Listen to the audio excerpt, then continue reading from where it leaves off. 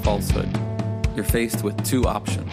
You can accept it or you can reject it. The basis upon which we take one of these actions is a product of our critical thinking capabilities and a desire to know what is true instead of confirming our bias. A lie can travel halfway around the world while the truth is still putting on its shoes. On Brainstorm, we choose the hard truths over the comforting lies. Reason, compassion, skepticism. This is the Brainstorm Podcast.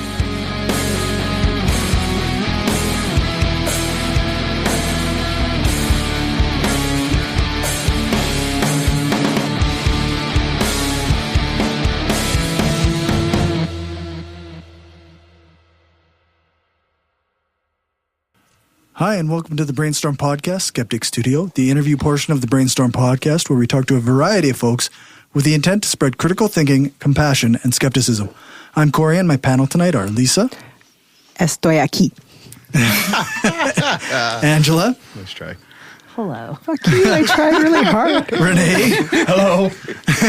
Destin. I'm back, fuckers!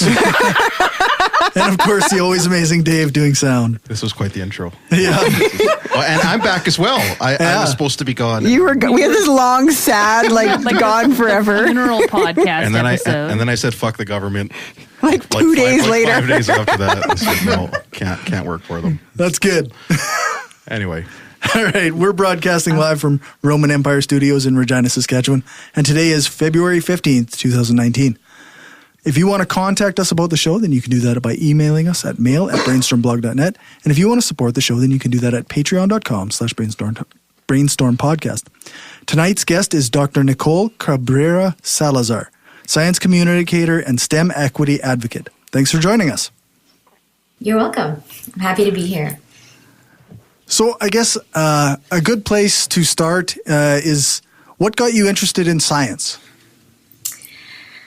I think I was always good at math and science, which is really interesting because if you were to listen to people from my field, what they think they need to do with marginalized communities is that they need to go in and get these kids like interested in science. And the thing is, like, from a young age, I was really good at math and science. So the interest was already there. But when I was in the 6th grade, I went on a field trip to the Kennedy Space Center because I grew up in Miami and that was only like a 4-hour drive away. And I fell in love with it and I was obsessed. I wanted to go to space camp. I wanted to be an astronaut. But we couldn't afford space camp because it's actually quite expensive. And so my parents were able to get me a small telescope. And that's kind of like what sparked that interest. That's really cool. So I guess the telescope is why you went into astronomy? I mean, it was kind of an early marker, but I also only used that telescope one time. And then it sat collecting dust. Yeah, because I didn't have anybody to teach me how to use it really. And so my parents, my mom is an immigrant from Chile. I was born in Chile and we moved to Miami when I was young. And then my stepdad, he's Mexican from California. And both of them completed high school, but they didn't get any college or higher education. And so I was kind of on my own to kind of figuring it out. So I just let it kind of collect dust. And then I didn't really touch astronomy until college. Okay. And just found it really interesting at that age?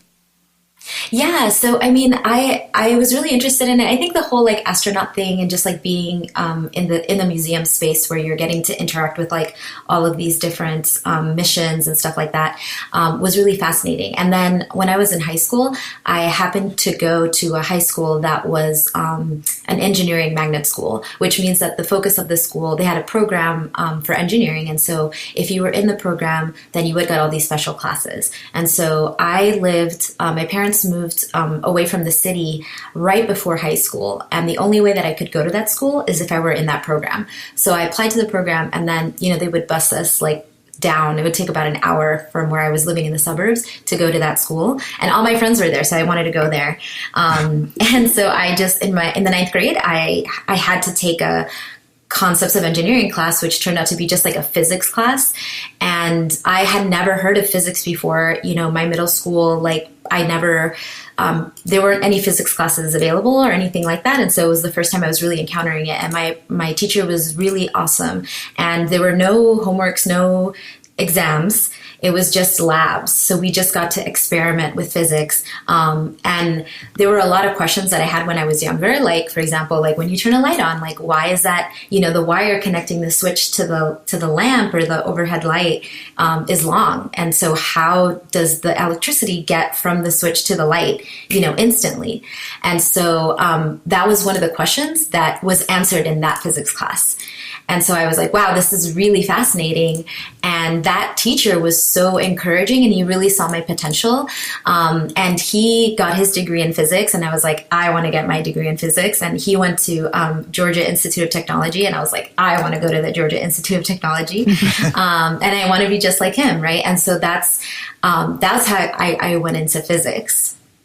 Wait, what's the answer to the light bulb question? Well, it's kind of like if you think about a hose, like when you turn a hose on, the water comes out almost immediately, even though the hose is really long, right? And so the answer there is that there's water already in the hose, right? So when you turn on the hose at one end, that water pushes out the water that's like toward the other end, right? And it's the same with a wire. A wire has electrons all around it, like all through it. And so when you turn the switch on, it'll activate the electrons near the switch, but they all push each other, right? And then they kind of move and hit that the light bulb. And that's how it happens so quickly. Like, I was pretty sure that was the answer, but I was like, just in case. Like, I better ask. And I'm like, now I'm thinking about it. It's going to drive me crazy. So, Are you still working as an astronomer? I'm not. I left my fields as soon as I graduated. Yeah. I was gonna say, is that a common thing with you guys? Yes. So I have a PhD in astronomy too, so that's why I bring it up. Okay, yes, that's awesome. Where is your PhD from? The University of Victoria / the Hertzberg Institute of Astrophysics. Yeah. Okay, cool. I would like to, well, I guess I'm the one being interviewed, but I'm like, I want to know why you left your field. I'll tell you if you tell me. Okay. No, I can go. Either one can go first, whatever you want. please go ahead. Well, I just, because I had a baby and my boss was sending me postdoc ads from Taiwan or South Africa when I was just finishing my PhD. And I was like, I don't want to go to those places. I already found it hard enough to be a 2-hour plane ride away from my family, never mind, a 12-hour plane ride. Yeah. So I went into medical physics because I was like, I want to at least be able to stay in Canada, and that's what I do. Wow. Wow, that's amazing. That's the whole story. Yeah. But I think that's it's a really telling story because some people would say, and there have been studies that have been done on this, and what a lot of people had concluded in the past is that women leave science because of personal choices like that. So the choice to have a family or to help care for aging parents and stuff like that. But it's actually systemic, right? Because if, science were a place that supported people having children and people having aging parents, then that wouldn't have been an issue, right? Because you don't see men in science leaving for the same reasons. Like, I had a baby and now I have to leave my job. It's not the same. Mm. Yeah, no, it just worked better as for a work-life balance for what I wanted to do. Although I'm a medical physicist now, so I would argue that I'm still in science and I'm still using what I was trained to do. I'm fortunate enough to have been able to transfer those skills and have found something that kind of does allow me to achieve that balance. Although it's still very challenging. It's still definitely not easy with a family. So. Oh yeah, definitely. Were you planning on going into academia before? Oh yeah. I was, that was my plan. That was straight up what I was doing and until maybe the last 7 months of my PhD sort of thing. So yeah. Wow. Yeah. And that's a really kind of stark change, right? Because I also planned to go into academia. That was my dream. I wanted to become a professor of astronomy, and I didn't get to that dream right away. I kind of stumbled into that because when I went to community college after high school. I went to public school, like it didn't have the best resources. And I also, like, I'm a first generation student, so I didn't know how to apply to college. I didn't know how it worked. I just kind of was like, okay, people are applying to college now, so I guess I will do that. And I ended up going to a community college, which was actually amazing. And I got a better education there than at the 4-year college that I transferred to, because the teachers are so much more focused on teaching, the professors, I mean, and they have such a better relationship with their students. And I actually learned way more when I was there. But when I transferred to Georgia Tech, it was very interesting because I was coming in as a new student, but I was a junior in college at that point. Right. And when I arrived, everyone kind of had their friend groups already. They had their study groups, and I'm coming in. I have no knowledge of like what a 4-year college is like. I'm arriving like, to a different curriculum and everything. And so, but my first semester, I happened to take an astronomy class, because I'd remembered like, oh yeah, like, I used to want to be an astronaut. So, let me take this astronomy class. And I was so fascinated by it. And, as part of that, because I went to an engineering school, Georgia Tech is an engineering college. And so most people have to do what's called a capstone project. So they have, in their senior year, they have to like have this big project. But because I wasn't doing engineering and I was doing a hard science, I had to do research. And so I didn't know yet what I wanted to do my research on. But when I think it was like the first or second day of astronomy class, I was like, I want to do research in astronomy. And so I bugged my professor until he let me do research under him. And that's where I finally, in my junior year of college, started to focus on astronomy. That's cool. To go back to you wanting to be an astronaut, when you were in Miami, when you were a kid, did you ever make it down to Canaveral for launches? I did not. No. So I grew up in poverty. My parents are working class. So it was not feasible for us. And in fact, that field trip that I went to, that was to the Kennedy Space Center in Cape Canaveral. It wasn't during a launch, but it was a very new thing because my mom and my stepdad had just gotten married. And so our socioeconomic status changed. With that, we were able to, before my mom was a single mom, and then after that, we were a little bit more financially stable. And so I was able to go on this overnight field trip as like an 11-year-old, which was not accessible to me before. And that's when I started to become exposed to those things. Right before that, I had like no idea. Yeah, that's cool. I used to live in Hollywood Beach, and we actually went to one of the Challenger launches in, I think it was STS-9.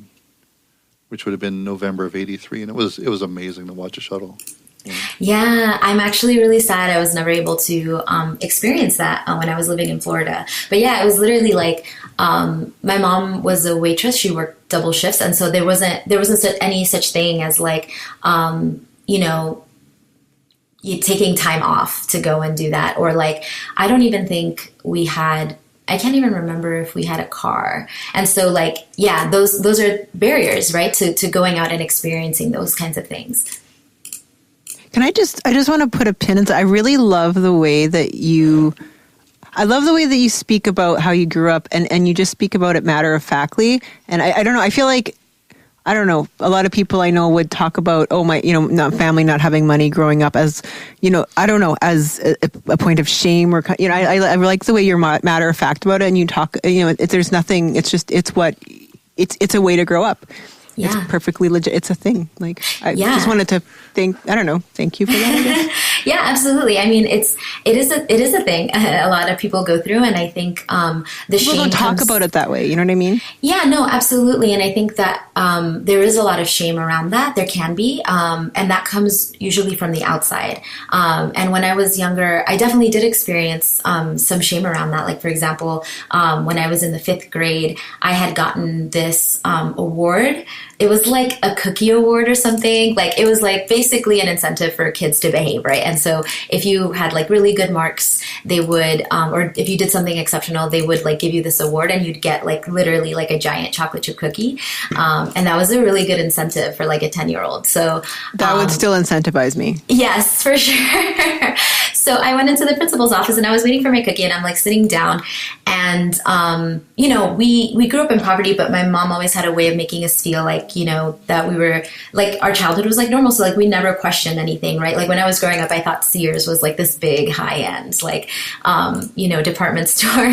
But as I was sitting there, you know, and I had these like hand-me-downs, and so a girl came in who was younger than me, and she made fun of my shoes or something, or she pointed out my shoes. And it was like, I still hadn't gotten my cookie, and I was just really proud of myself for this achievement. And it was something like, wow, it wasn't even something that I had ever realized before, but because somebody else pointed it out, it was like, oh, I'm supposed to feel ashamed about these things, right? And that shame can be weaponized, right? And so I speak very openly about you know, if you follow any of my social media accounts, I speak very openly about mental health, about struggling with depression, anxiety, all these things, very matter-of-factly, particularly because I want other people not to feel like there's as much of a stigma, right? Like the stigma comes from the silence and from the shame, and shame gets its power from silence. So I'm very intentional about being open about those things. No, I noticed that, and I really appreciate it. And I just want to also point out that I find that it happens in adulthood too, especially if you go to post-secondary. You end up kind of selecting for more people who came from, you know, upper middle class or wealthy families, and you end up feeling like an outsider. You know, like, no, I'm not going skiing this Christmas. Like, no, like, right. You know, it's as an adult that happens, you know, and it's not that anyone's making fun of your shoes. It's just like, you're just not coming from the same universe. Exactly. Do you want to tell us a bit more like what you are doing now? I'm really curious. Sure. I know we're like kind of jumping around. Oh, yeah, sorry, or whatever, however chronologically you want to go about this. We're not good at, this is not our strength. So. Yeah, no problem. I guess I will say yes. So I started doing research, in astronomy in my junior year. And this is the crazy thing about access, right? And like literally, like you said, like not being part of the same universe. My advisor, my undergrad advisor, who was, you know, giving me this research to do and teaching me how to use a computer terminal for the first time and all this stuff. He was like, hey, you know, you should apply to summer internship programs, right? Like summer research programs. And I was like, what's that? I have no idea what that is. And he was like, don't worry, he gave me all the information. He was like, I will write all your letters. And then you just send them off. And so he helped me apply for these summer programs for research, which are like instrumental if you want to go to graduate school, which at the time I didn't know that was a thing either. But, you know, it's a really important aspect of your training as a scientist. And so I applied to 10 different REU, what they're called REU programs. So the National Science Foundation has these research experience for undergraduates, or REUs, and they're summer internships. They're paid. They fly you out to the location that you get into, and then you get to do research full time, like a real scientist. And so I applied to 10. I only got into one, and that one was in Hawaii. So sounds terrible. I know.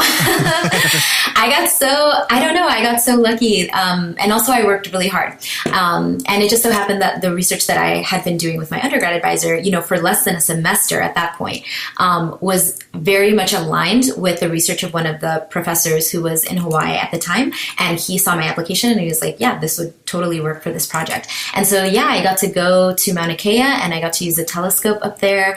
And, you know, I got to do science, you know, as my full-time job. And after that, I was like, hell yeah, I want to go to grad school and whatever, I'll sign up for anything. Like, how can I become an astronomer, you know, full-time? And that's when I think I was like 21 that summer. And that's when I made a decision to be like, yeah, I want to be a professor of astronomy. Like, that's what I want to do with my life. What was your project on? I'm so curious. What inspired this?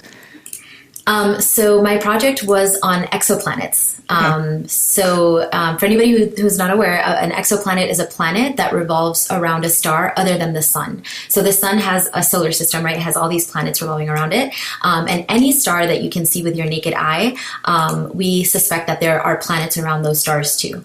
And so looking at those stars to see whether there are planets around them and trying to find them, that was my project. Very cool. One last question. Which telescope were you using? I was using the University of Hawaii. They have a 2.2 meter telescope. It's one of the smaller telescopes there. Yeah, it's very small. And so that's the one I got to use. And I have a really cool story to share if y'all are okay with it. Absolutely.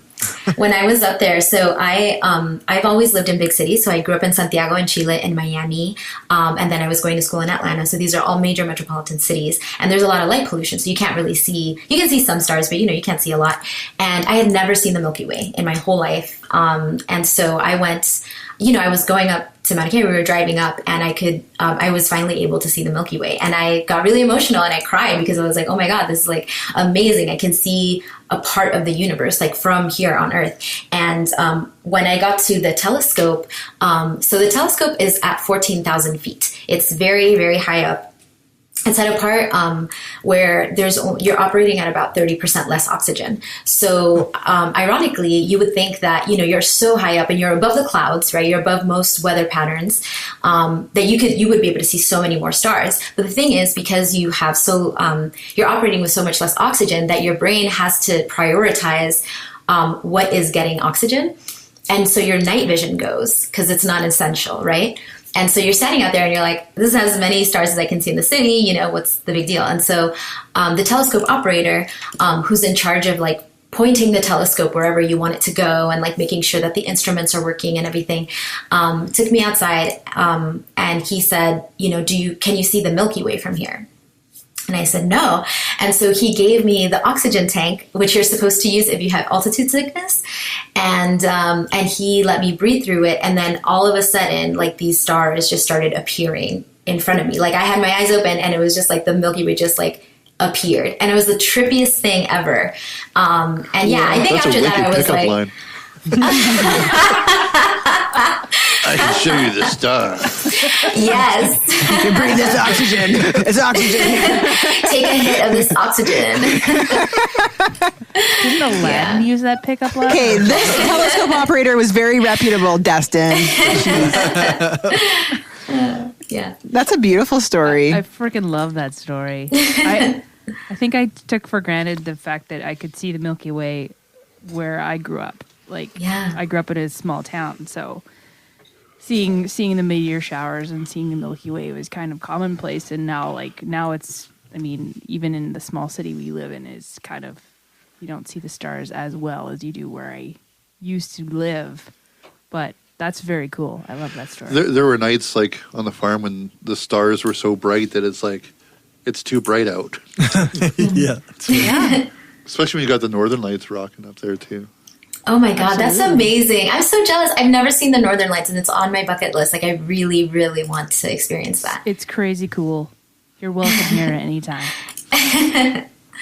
Thank you. So I guess, how did you get from astronomy research to science communication? Oh yeah, so we're like slowly getting there, right? So I started, I applied, I finished school, my undergrad in 2009, and it was just the year after the stock market crashed, right? So it was during the recession.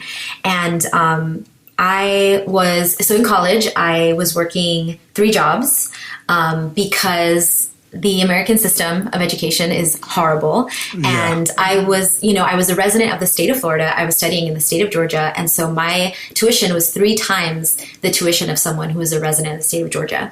And so my education was about $30,000 a year for tuition alone. So that didn't include living expenses. Holy Christmas cakes. Yes. And I did not get enough financial aid to cover. I think they gave me like $10,000, free money, but that left $20,000 that we obviously couldn't afford. And so I had to take out student loans. But even that, wasn't enough because there's a cap to how much you can get. And so I was working 3 jobs and but when it came time to applying to graduate school is also expensive. It's about $100 per application, which might not seem a lot to some people, but I couldn't afford to apply to more than 5 schools. That was my limit. And because I had a really good dossier, I had like research experience, I had glowing letters, I had really good grades, I had a lot of extracurricular activities. I was like, I'm going to apply to the top astronomy schools in the country. And that's what I did. And then I'd gotten all these rejection letters, and I got my last rejection letter from my dream school, which was UC Berkeley. And that was on a Saturday. And I went out and I drank a lot, and I cried. And then the next day I woke up, it was a Sunday morning, and I called my undergrad advisor at his house. And I said, I didn't get into graduate school. I don't know what I'm going to do if I don't study astronomy. Can you please help me? What do I do? And he said, I'm going to give a call. So Georgia Tech is here in Atlanta. There's another university called Georgia State. It's right down the street. He had encouraged me to apply, and I was like, I don't need to apply there. I'm going to go to Berkeley. So I had never applied, and the deadline had passed by like a month. And so he said, let me make some phone calls. So on Monday morning, he calls me and he said, go take your application in person to Georgia State. They're making their decisions tomorrow. So I gathered all my stuff, and then I drove it over there. And then, this was on a Monday. So on a Monday, I submitted my application. On Tuesday, they made their decisions. And then on Wednesday, I got the email saying that I had been accepted. So it was really under the wire. Yeah, it was a huge deal, because otherwise I would have had to wait another year to apply to graduate school. I would have had to move back in with my parents. It would have been a whole thing. And I might have never really gone back down that path, depending, right? Because there's so much to say about accessibility, like how accessible is it? Can like low income students, do they have the same chance as someone who, has a wealth of money to spend on, could apply to 15, 20 schools and then increase their chances, right? And so this was like a miracle, and so I got into graduate school and I was like extremely excited. And that's literally all I wanted to do. I couldn't imagine another career that I could want at that point. And then, graduate school was really hard, and not just difficult in the way that it's supposed to be, which it's supposed to be challenging. It's supposed to test you. It was also hard in the sense that I was experiencing things that the men in my department were not experiencing. And at some point, I also had to realize that I was experiencing things that even the white women in my department were not experiencing. And so those negative experiences, they kind of built up and up and up, right? And at some point I was like, it just became such a toxic environment that I was like, do I really want to do this? Do I want to put myself through more years of this? Because after you get your PhD, if in case you don't know this, you have to do postdoctoral, research positions. So you apply to these temporary research positions. They're like 1 to 3 years, and maybe you do like 2 or 3 of them, and they can be anywhere in the world. So, like you said, you'd have to move like maybe halfway across the world or like to the other side of the country. And then after that, that's when you're eligible to apply for a professor job. And then once you apply and you get a professor job, then you have 5 years to get tenure. And after you get tenure, which is not guaranteed, then you have a permanent position, right? And so maybe I'm just also to let people know, it's also all of those jobs that you talked about, the temporary postdoc jobs and the getting a tenure track job, all of them are incredibly difficult to get. You're talking about like hundreds of qualified applicants with PhDs and lots of research and papers and publication, all applying for this. This is how saturated. I just wanted to point that out because it's just, I feel you. Yeah. Yeah, definitely. Because so I mean, the chances are so low, and so I was like, do I want to gamble my life on maybe when I'm in my 40s, like to have this opportunity to have this permanent position in the field that I want, while also enduring this heavy, discrimination, for lack of a better word, and constant like microaggressions all the time. Is that worth it to me? Right? And I said no. And the thing is, and this is the reason why I left my field, is that at some point, there's only so much you can take, right? Like you can, I feel like everyone has like a limit to what they can endure. And so for me, it was like, the negative experiences were so heavy, and there were so many of them, that after a while I just started losing interest in my science. Like your brain starts to associate that negativity with the work that you're doing. And so the thing that I loved the most, I started hating it. I started hating my project. I hated coming into the office because, your brain is protective, right? It creates, protective measures. And so my brain would start shutting down because of all the pain and all the things that you endure. And it makes that association to protect you, right? And so I couldn't get through my work because, and I literally just lost that passion and that love that I had for astronomy because of those experiences. Can I ask, and you can say no, I'm just wondering, like, are you able to give an example of how that, like, what you were going through? I'm trying to understand, like what you mean, or what you were experiencing. Oh, girl, I have stories. I have all kinds of stories. If you're comfortable and you do not have to, and I believe you. You don't need to justify anything. I'm just wondering. No, I really, I'm like I said, I'm very open about these things because there is such a stigma. When I was a grad student, I couldn't talk about these things because, there were literally people who were holding the keys, right? Like if my PhD is completely dependent on whether my committee decides that I can graduate, and that, literally they have a page with the signatures of my committee, and I can't have that page unless I do X, Y, and Z. And if I make too much of a ruckus, if I ruffle too many feathers, then there could be retaliation. And I've seen that happen. And so I couldn't speak on it for so long. And I gave a talk that's called How to Retain People of Color in Astronomy. And I gave it at the University of Texas at Austin for something called Bash Fest a couple of years ago. It was, I think it was about a year and a half ago. And that was when I finally broke the silence, because when I was a student, I really had to keep my head down and swallow so many indignities. And so now I am a lot more open to talking about it because I'm just like, I have the power to do that now. I've left the field, so like no one can hold a recommendation letter over my head. Literally I cannot be affected. And so I am very open in talking about it because I know so many people can't. So I'm very happy to share. And I'll just give you one example that's like very telling of how systemic this is. But basically, when I was a graduate student, I earned this fellowship from the National Science Foundation. It's a very prestigious fellowship. It's extremely competitive, and it's called the National Science Foundation Graduate Research Fellowship. And so when I obtained this, the fellowship itself was paying for research. And so there were clear rules to this fellowship. And I guess just in case people don't know, because this was also something that I had to learn, the way that universities work is that professors and postdocs and students will apply for national grant money.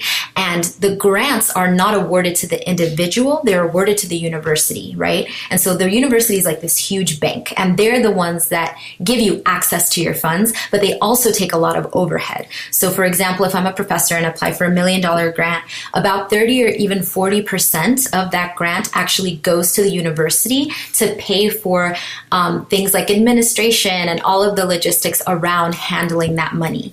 And so this is why universities have so much money. And so when I received this funding and it went through the university, my fellowship was special because as a student, the university could not take overhead. And so but it's still this money kind of sitting in that bank. But the rules from the National Science Foundation were explicit in that I was getting paid to do research. The university is no longer paying me. I'm basically employed by the National Science Foundation.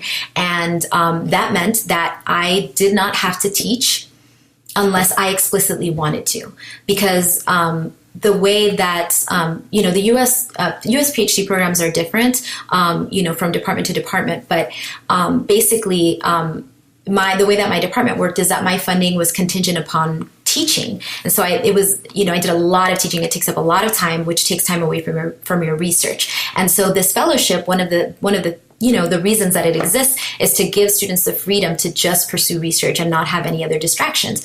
And so with this fellowship in hand, I didn't have to teach, right? We have exactly the same thing in Canada. It's it's from the Canadian government, but there's similar research grants, and they relieve you either relieve you from teaching or reduce your teaching load, and you do need to teach if you want any funding if you don't have a grant. The university in our city is one of the most corrupt in the country. I don't know about I went to a different university, but it's the same model here. Anyways, sorry, continue. Cool. And the university still administers it. That's true. Okay. Yeah, because I mean, some programs are not contingent on that. Like their students get funding through their professor, or they get funding from research. So it's not the same in every single department. This is like it's a big model for a lot of programs. And so one other thing that happened is that I also I won a fellowship from the Embassy of France called the Chateaubriand Fellowship, and that was to do part of my PhD in France. And that's something that I did, on my own, and I won it, even though my advisor, discouraged me from doing that and told me that I didn't have anything to contribute, and that I should wait at least a year to have more research under my belt because I wasn't progressing at the same rate as his most brilliant students are. And so those are, kind of the things that I heard. But I won this fellowship anyway. What an asshole. And so, I know. Sorry, continue. So I won that fellowship and I ended up going to France for 6 months. The NSF made an exception for me because while you are on the NSF, you're not supposed to have any other fellowships. But this was like they made an exception. And so I was able to go to France for 6 months and then an additional 3 months that year. And because I was in France, I wasn't in Atlanta teaching the labs that I would have been teaching if I didn't have these fellowships, right? So when I came back in the fall, the graduate director assigned me to teach 3 labs that semester. And I was like, wait a minute, I don't have to teach these labs. I have a fellowship. I have 2 fellowships, in fact, so I shouldn't have to teach because the university is not paying me. And so I went to my advisor and I said, look, here are the rules from the NSF. I should not have to teach. What's going on? And so he was very like, he was like, the faculty is a democracy. I can't really make a decision. They really have to vote on it. And I said, look, I want to go to that faculty meeting and I want to make my case. So I want to talk to them about why, I shouldn't have to teach anymore, right? That the university isn't paying me. And so he said, okay. And so I'm waiting to hear when that meeting is going to be. And then when I went to speak to my professor about it again, he said, oh, we already had the meeting. And what we decided is, they decided on some arbitrary number, right? Which was the minimum. And so they said, let's say, for example, before that semester, I had taught 12 labs in total throughout my time there. So they decided that the minimum number of labs that any student has to teach is 15. And so because I was missing those last 3 labs, I would have to teach that semester without pay. And so that's what they decided. And I was like, what do you mean? I wanted to present my case. What happens? Like, why wasn't I allowed to come and speak? And so, I was forced to teach without pay that semester. What I found from another professor, not even my advisor, who caught me in the copy room, and he said, did you know that there was a faculty meeting about you and people were talking about you and, all these things? And I said, yes, I know. And he said, he actually gave me the details about what happened. And he said that the graduate director had gone to other students in my who were peers of mine and asked them if I should get a relief from teaching. And a couple of the students said no. And they used that as sort of like leverage or like evidence that I should not get a relief from teaching that semester, even though I was not being paid by the university. And it was essentially a punishment for not having been there because I got this other prestigious fellowship where I was able to go to France and conduct some research there. That sounds like a very, just a generally toxic environment. Very people kind of dog eat dog sort of. That's terrible. That's awful. But you're in the States. Shouldn't you have just sued the school for like $50 million? When you don't have money, are you right? The university has a lot of money and they have legal counsel. Could you not complain to the NSF that they weren't like? So I had a similar thing happen to me in grad school. Where the university awarded me a scholarship because I'd gotten a fellowship through the government, like a good fellowship, and so they topped it off with their own scholarship. And then 6 months, and then of course I'm a student, I spent the damn money on tuition and living, okay? Right. Then 6 months later, my scholarship, or my fellowship from the government got upgraded to an even better one, and because I was doing well, and then the university said, well, you don't need the scholarship we gave you 6 months ago, pay us back our $5,000, and I was just like, but I don't. So, and I had to argue with the dean, and I had to, I did win this because I don't know, maybe we're nicer in Canada, maybe I'm just bitchy, or I don't know what, but I had to point to the rules of the federal grant giving agency to say, well, no, you're not allowed to do this. And I had to complain to them, say that the university's withholding the grant you gave me until I pay them back the scholarship that they gave me 6 months ago. Yeah. Wow. That happened. Yeah, no, that's terrible. Because then what essentially they're doing is right? Yeah. They're punishing you for getting an even better, even winning even more prestige for that university, right? Yep. And so, no, and I definitely hear you. That was an option to me. But what happens is that socially, it would have been unacceptable for me because what the department did was what I was told is that like if I didn't teach that semester, then my peers would have to pick up more labs. And that's so terrible. they were painting me as not a team player. And I actually came back to my advisor and I said, here are 3 separate solutions that don't involve putting more work on other graduate students. And I was like, you can use any one of these. But the thing is that they would have to pay, like, for example, to train undergrads to teach those labs, right? Which I was like, I taught physics labs as an undergraduate at Georgia Tech, where it's much more rigorous, and this is astronomy lab. It's not as rigorous. It's not as complex. And so I was like, undergraduates could teach this. You can, and you pay them, a smaller wage than you would pay a graduate student. So, but that would be inconvenient to them, right? And like these departments are known for exploiting labor laws because graduate students are this kind of in between. They're kind of in limbo. Yep. And so it makes a lot more sense for them to just get free labor out of it. And so they positioned me as someone who was not being a team player. And the thing is, like, as a woman of color, you have like that double bind, right? Like as a woman, you're already seen as like shrill, right? For complaining about something. And then of course, if I had gone to the National Science Foundation, I could have faced retaliation within my department. And so there's so many social tools available to kind of shut you up. And I had already, caused enough of an uproar around this whole thing that I decided to keep my head down.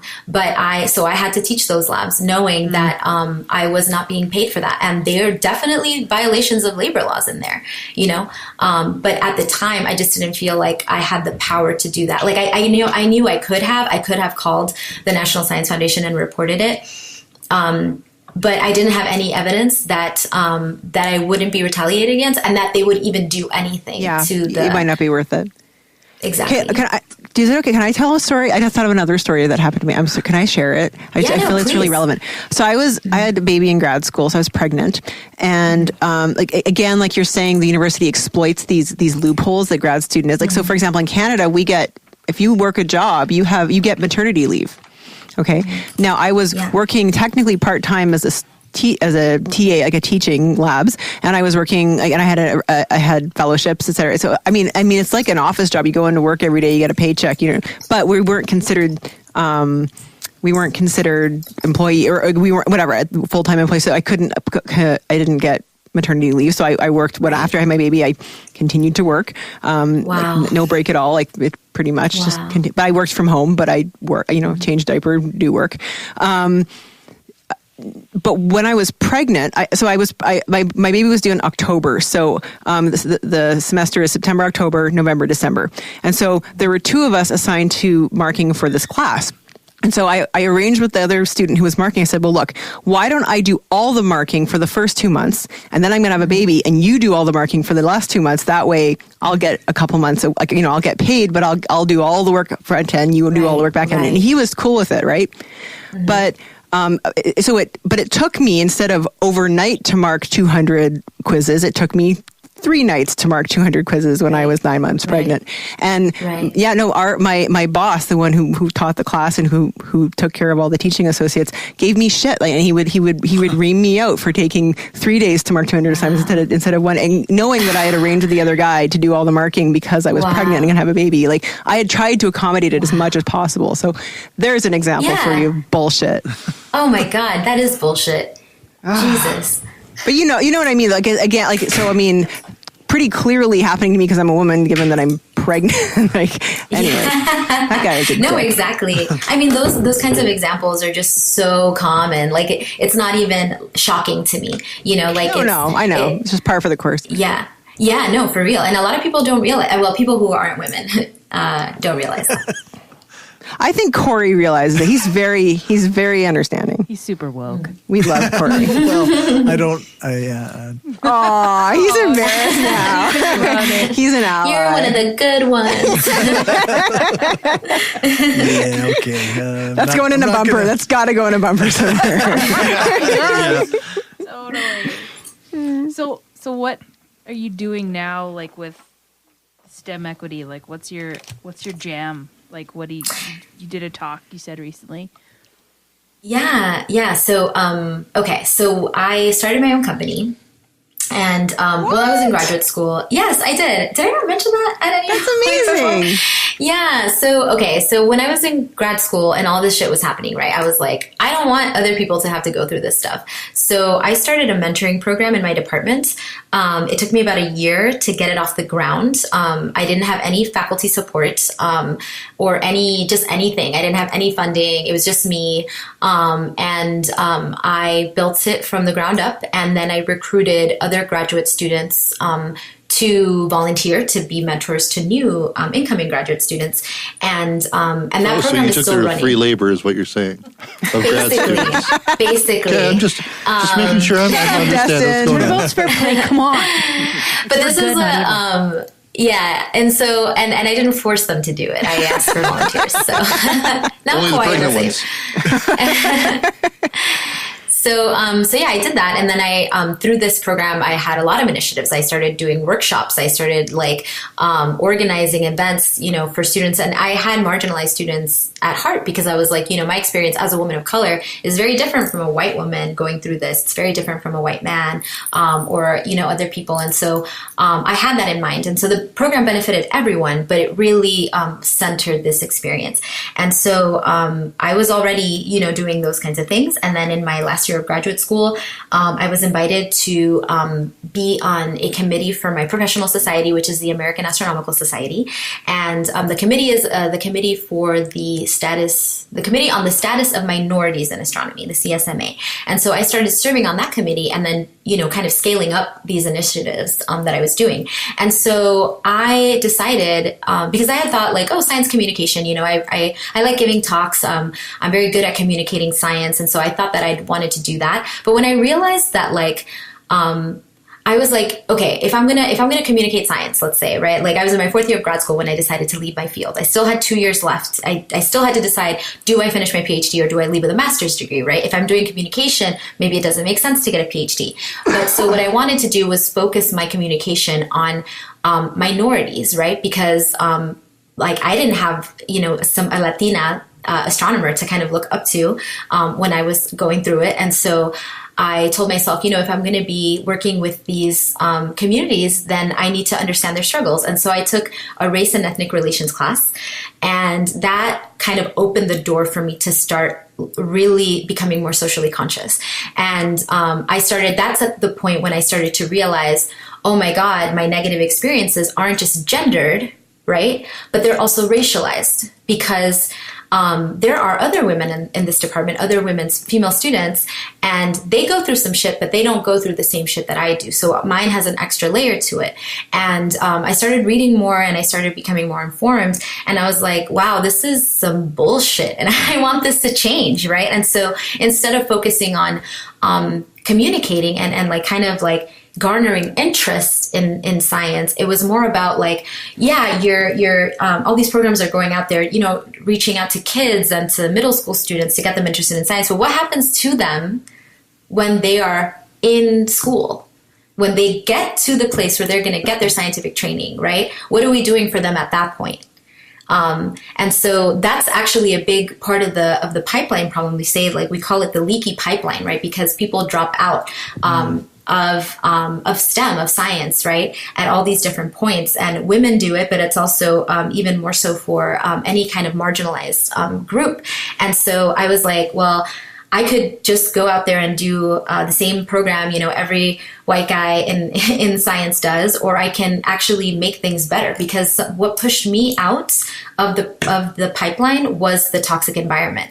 And so I was like, I know what it's like to experience that, and I don't want other people to experience that either. So what if I like went back to these departments and I told them how to change that so that they have a better environment? They're actually retaining the students that they're recruiting. Because right now, diversity is a huge word. People pay it a lot of lip service. After the scandal with Jeff Marcy at UC Berkeley, right?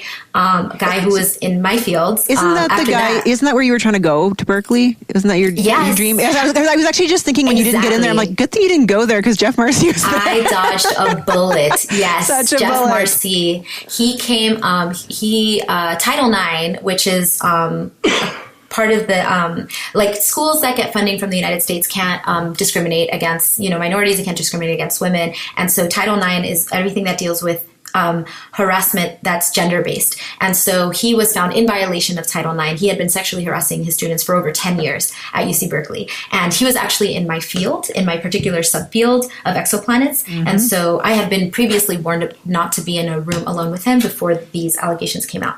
And so you weren't surprised.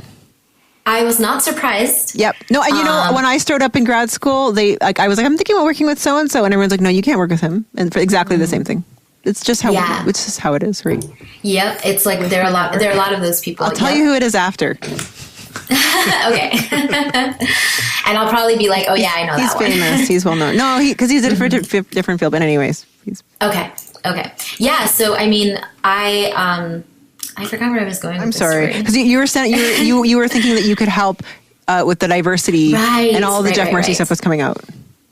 Yeah, and so I mean, I think after that, universities kind of understand now that there's a liability involved in them not investing in quote unquote diversity, right?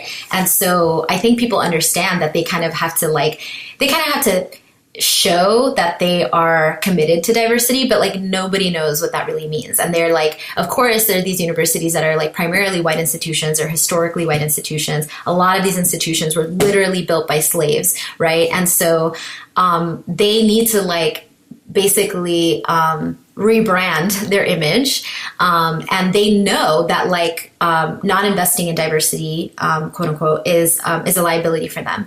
And so I was like, well, I know what it's like, and I know what you shouldn't do, and I know what it would take for me to have felt included and to have felt like I belonged there, so I can help other people who are genuinely interested in changing things for the better, but they have no idea where to start, right? I can do that. And so that's what I founded my company on. Amazing. That's really so. You're a consulting company for diversity for universities. Mm-hmm. That's so cool. Geez, you're smart. Oh, thank you. It's specifically for science departments. So universities themselves are so large, but my niche is in science, right? Like I'm a scientist. I came up through science. I know what it's like to go through a PhD program, so I have insider knowledge that can help science departments get better. And they have a particularly egregious problem with, sexism, racism, ableism, you name it. You know what I mean? It's like one of the most homogenous fields. Other than let's say biology. Some scientific fields are dominated by women, but interestingly enough, those fields have what is called a glass escalator. So where you have a female-dominated field, the men in the field tend to be promoted at 3-4 times the rate as the women in the field. So you have like this field that's like heavily populated by women, but all the people at the top are men. Mm-hmm. And so what I do is I help science departments specifically, and that also has spilled over into tech companies, because computer science is, if y'all are not aware, one of the worst, least inclusive fields in STEM. And my husband is a software developer. He's also a white guy. So I've seen, firsthand the way that tech companies handle this kind of thing. And I often had a lot of advice in my head. I was like, they should be doing, X, Y, or Z. And so I've consulted with some tech companies as well. So is the next step to branch out, have an umbrella company that covers all this, and then get into all the different fields in university, and then become part of the elitist problem? Is that your goal, or? Actually, my dream, because I started this company. That's what I'd be doing. Because I I was tired She of could tell you're being sarcastic. Jesus, sorry. Yeah, I was like, I'm just going to gloss over that. I was honestly tired of having white men bosses. Like, I was tired of working for white men. And I was like, I need to like go do my own thing, right? And so I didn't really have a plan. I was like, I just want to be able to do this work and pay myself, because this job didn't exist before I started this company, right, in my field. And so I was like, this is it. Like, I just want this. I want to do this work, and I don't want to work for a white man. And that's it. That's this company. But now that I've, started growing, I've seen other students of color. And it's like you said, like, there are way too many PhDs for how few professor jobs there are. Mm-hmm. Everyone wants to be a professor, but the reality is that like less than 1/5 of astronomy PhDs will end up as a tenure track professor, just simply because there aren't enough jobs. So what do you do with all these other people who get these PhDs? And wonderfully, there's like all kinds of things you can use your PhD for, and there's just like all these different ways you can, all these other careers you can go into. But what I started seeing is that like students of color, especially, are very interested in helping their communities, and so they might be very interested in the science, but they're also interested in social justice. And so there isn't like, an internship out there for like how to do the work that I do, right? And a lot of students are interested in doing that work within STEM. And so now I've started thinking like, wow, this company can really be a training ground as I grow, and to bring in other students who are interested in social justice work, specifically in the sciences. I can train them on how to do that, and then they can go and spread that word all over, and then we can, burn academia to the ground. That's awesome. I love it. Or I don't know, or just make it less freaking toxic. Like, I don't know, Yeah. like make it, Yeah. I mean, Jesus. Like, Just make it better. Just like decent would be a nice improvement. I think the really depressing thing is you can look at that not just in STEM, but in any department in any school, and it's the same systemic issue. Because your wife is a grad student in fine arts. My wife is a grad student in fine arts, and she has a permanent disability, right? So same thing there. Like it took until her second last semester in her master's to actually get all of the accommodations in place that she needs. And to get them to actually do them. Never mind, like, granted, but then also carry through. Yeah. No, Yeah, absolutely. And disability is one of the least talked about, because I feel like it always takes a back seat to the other isms that are being talked about when we talk about diversity. And people often don't talk about neurodiversity either. People who have different ways of being, right? And so that's something that's really important too. And sometimes those things are invisible, right? Some disabilities are obvious, and some disabilities are invisible. Absolutely. Absolutely. And the thing is, what people don't realize is that like, this is not, an astronomy problem, or like, people, I think there was a lot of questions of like, does astronomy have a sexual harassment problem? And the answer is no. In as much as like, does society have, society has a sexual harassment problem because it has a sexism problem, because it has a patriarchy problem, right? And science is just a microcosm of society. And so what I've noticed is that scientists tend to think of themselves as objective people who do this like noble work, and they see themselves as outside of those standards. But the truth is that they're just human people who are biased. And they're doing science, but they're also perpetuating negative stereotypes. They are, hiring fewer minorities and paying them less, and, perpetuating all these things unconsciously or consciously. And so it still happens in science. Like, science does not make you be more objective. I was going to say that I find that scientists have a major head in the sand problem with believing that science is a meritocracy. Oh, yeah, absolutely. Like, the best people rise to the top. Happen to all be white guys. That's just because that's who happens to be the best. Like, white guys that's from a background where they have money. Yeah. Oh, yeah. Sorry. Yeah, so, a good point. Yeah.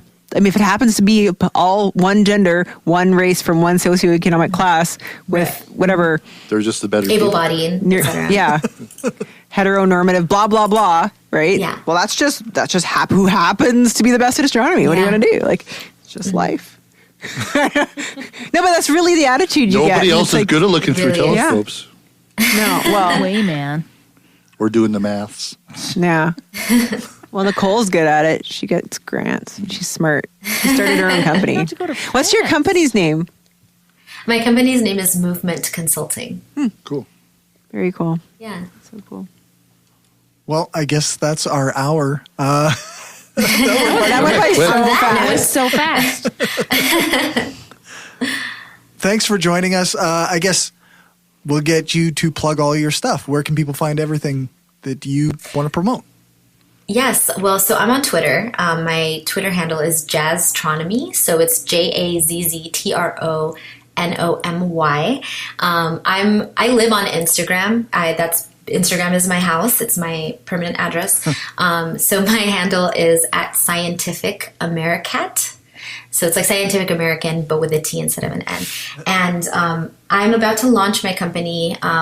So we're getting together all the social media profiles, but the website is www.movebold.ly. So it's Move Boldly. And all of my social media handles are Move Boldly. So if you want to go ahead and follow the Instagram account that has nothing on it right now, but it will in a few months, you can. Very cool. Thanks again for joining us. And I guess we'll go to a break and we'll let you go. Awesome. Thank you so Thanks much. again for Have a great Nicole. weekend, y'all. Thank you.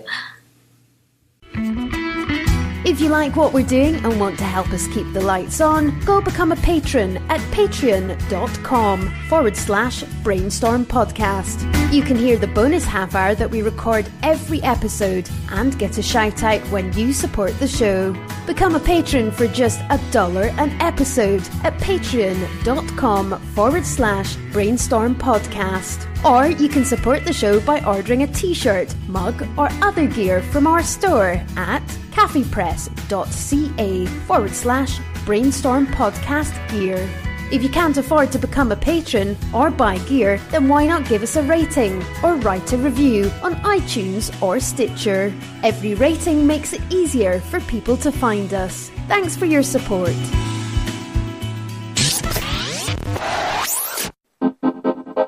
I know we shouldn't have to scream that we're atheists. You know, we don't have non-astrologers and all that.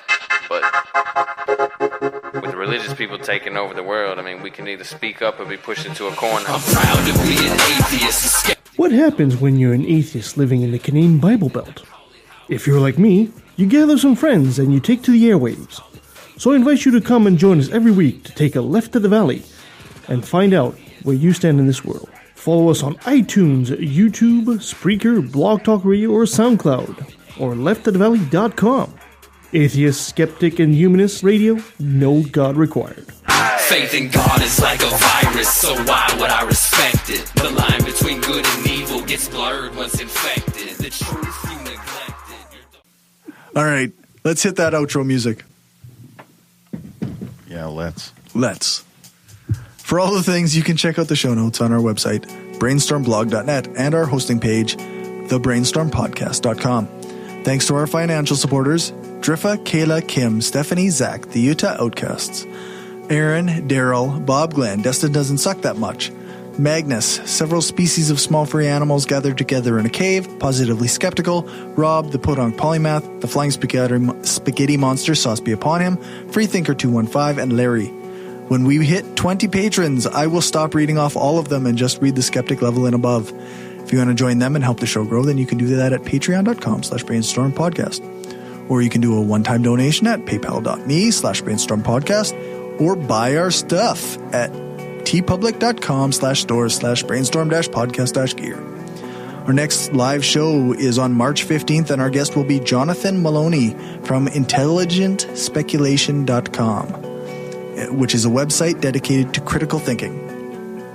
I want to give a big thanks to Dr. Nicole Salazar for joining us for the Skeptic Studio portion. You can find more of her stuff at, what was it? Moveboldly.ly? It was movebold.ly. Movebold.ly. So altogether, Move my hard Boldly drive's with a dying. dot Right. for the ly.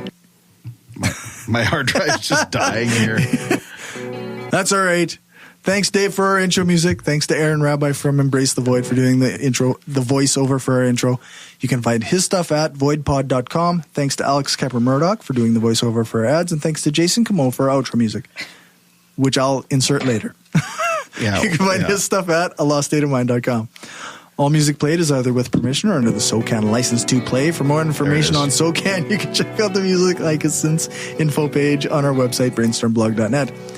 Make sure to tune in to brainstormafterhours.com for the bonus content before it goes patron only.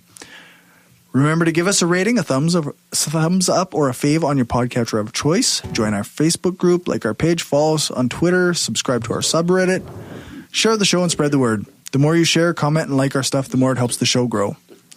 Thanks, everybody, for coming out tonight. Thanks, Dave, for the studio space, and thanks for listening. Remember, the truth matters. The outro's done. We'll just do a disclaimer.